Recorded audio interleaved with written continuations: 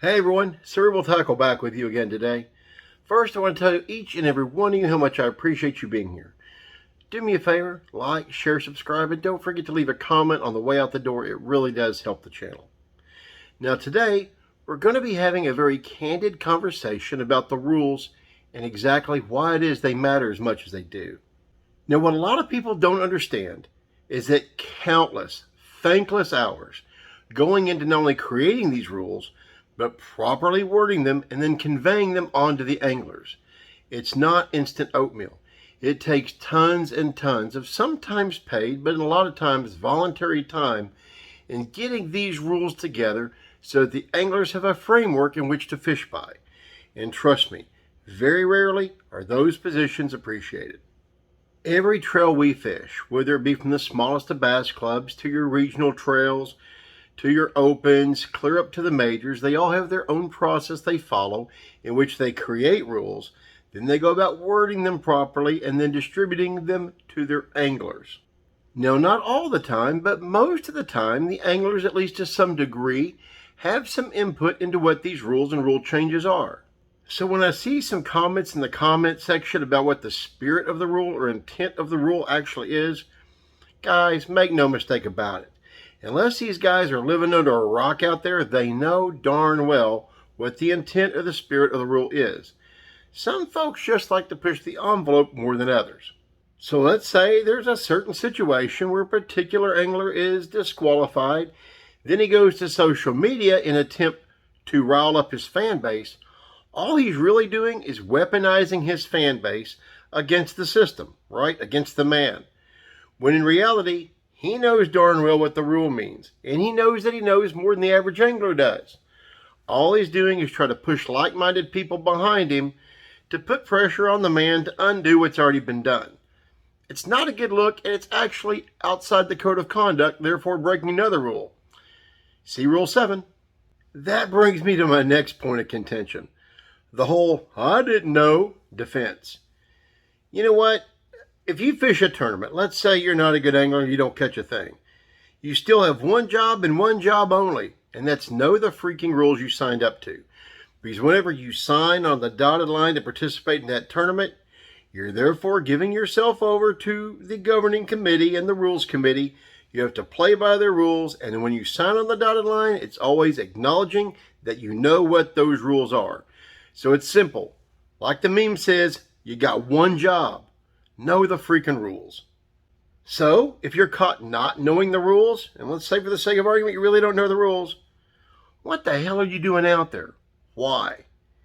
If you're going to compete and put down your money or a sponsor's money on a tournament, why are you gambling away if you don't know the rules in which you're playing by?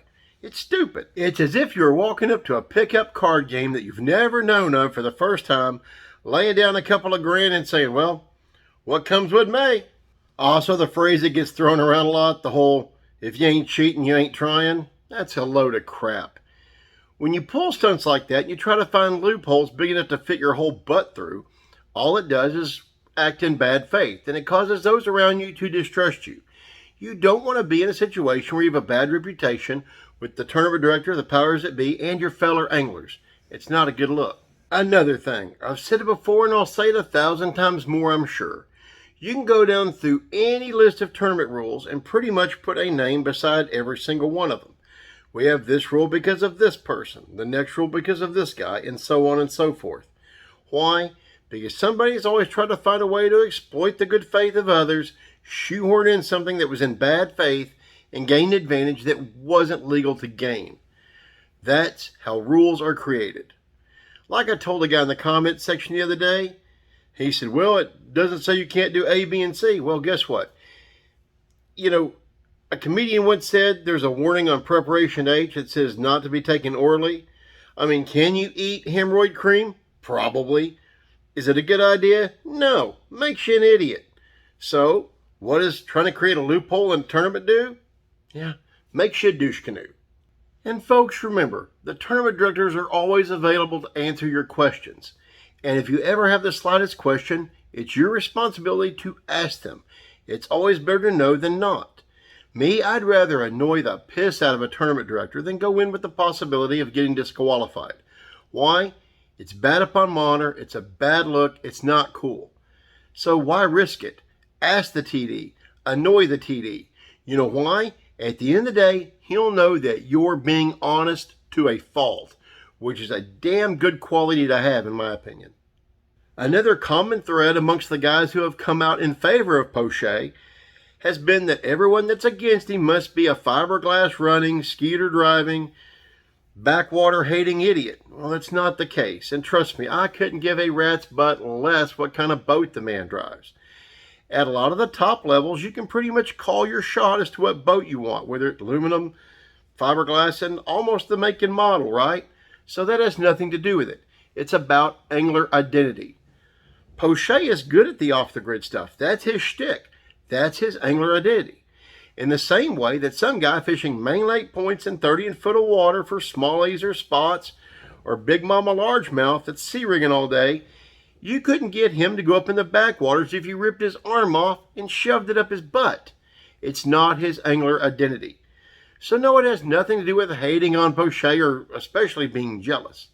It's about an angler's identity, their style, what they fish, what their wheelhouse is, what they're best at. Nothing to do with any kind of jealousy. What it does have to do with somebody who's just flaunting the rules and giving it both middle fingers. That tends to piss people off. Now, to those folks, I've had one simple question in return. Okay, fine, everyone else is just a hater. So that means you also disapprove of what he did when he come flying into that lock area and collided with Ish and got into the fist fight, so that was cool? They never want to address that. It's all crickets and tumbleweeds. Oh, how about the minimum horsepower situation that got him DQ'd? They know nothing about that too. So I guess everyone else is a hater, but the fanboys are too busy projecting on those of us who would just like to play by the rules. That's why when you look at the folks coming out in favor of Poche, you'll see an element missing, conveniently. What is it? Tournament directors, club presidents, owners of trails, boards of directors, rules committees. Why? They're the ones that spend the thankless, countless hours wording these rules, getting them put together, distributing them, explaining them to the anglers. Why? Because they've been down this rule before. And if there's one kind of angler that is the bane of their existence, it's that one guy trying to find a loophole so that he can skirt around it, shaft everybody else, and then beat his chest like he's a genius. And again, that's why you won't find his fans willing to talk about the horsepower DQ, the Ish DQ, those kind of things. Why? Because at the end of the day, it doesn't fit their narrative.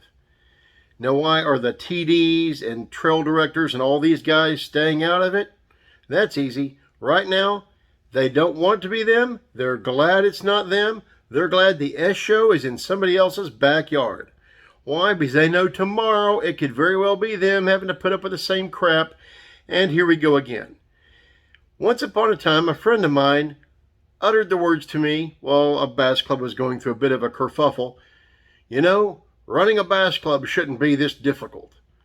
It was a couple of weeks later, his club also had a little kerfuffle. What do you think I called him up and said? Well, running a bass club shouldn't be this difficult. What'd he say? Yeah, you're right.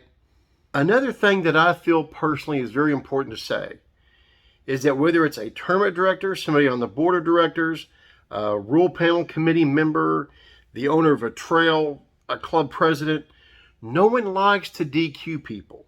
It's not a good feeling. It's a black eye. Sometimes you got to do what you got to do.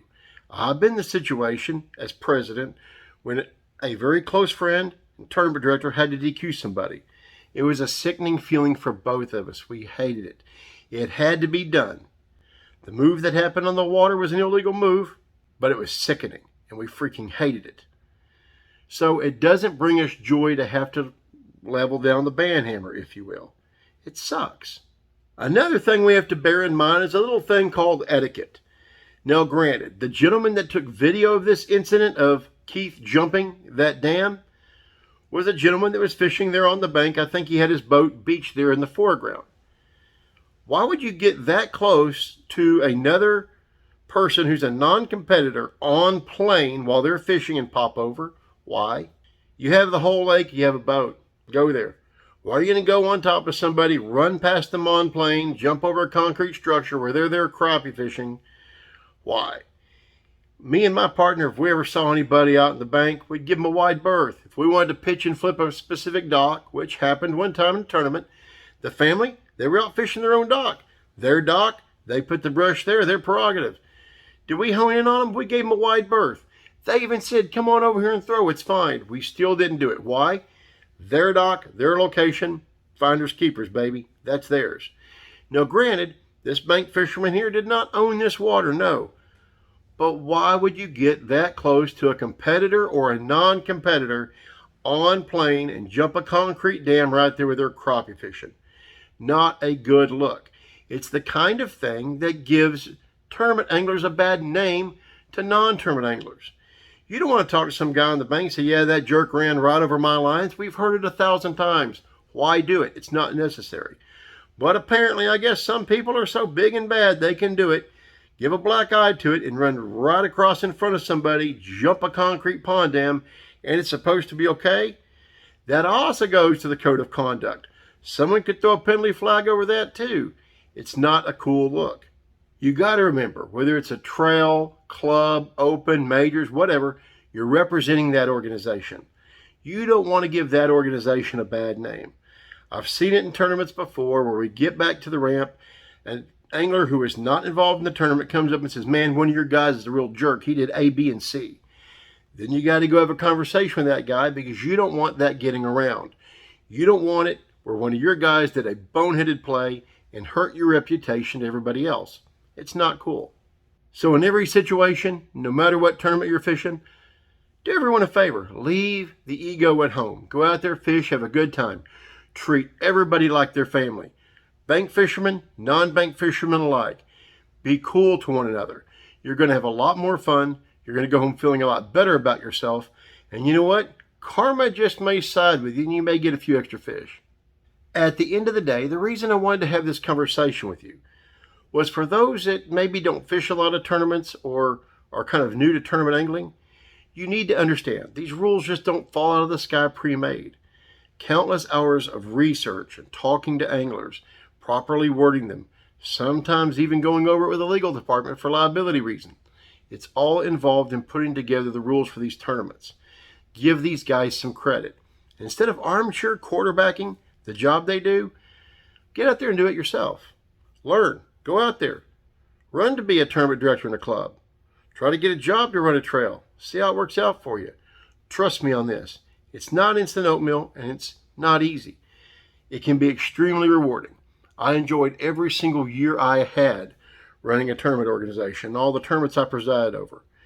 We had some hairy ones because it's human nature. People will be people now and then, right? But I'm glad I did it. Extremely rewarding. Am I glad I'm not doing it now? Whew. You're right. It saves on alcohol expenses. So, with all that said, I want to thank each and every one of you for sticking with me today. Please comment, like, share, subscribe. Know your rules. Do your pre-fishing and your homework. Ask the tournament director any questions. Get your stuff together. Get out there. Give non-anglers and other anglers alike a wide berth. Have fun. Keep it wet.